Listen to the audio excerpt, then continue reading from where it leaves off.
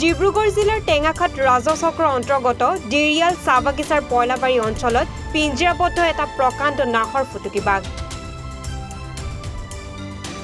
তিনিচুকীয়া বন বিভাগৰ তত্বাৱধানত আৰু স্থানীয় ৰাইজৰ সহযোগত নিশা পিঞ্জিৰাবদ্ধ কৰিবলৈ সক্ষম হয় নাহৰ ফুটুকী বাঘটো।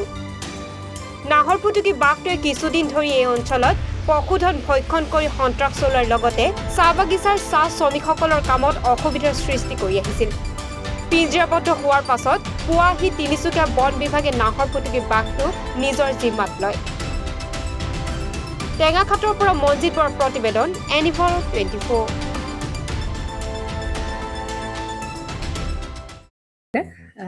জুবিন গাৰ্গৰ গীতসমূহৰ ওপৰত আধাৰিত গানে কি আনে নামৰ এটা সুন্দৰ অনুষ্ঠান আপোনালোকৰ ওচৰলৈ আহি আছে অতি শীঘ্ৰে।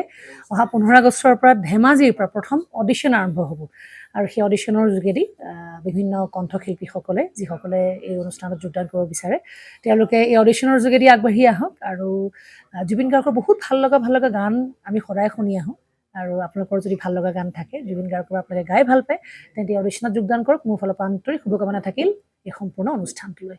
ধন্যবাদ।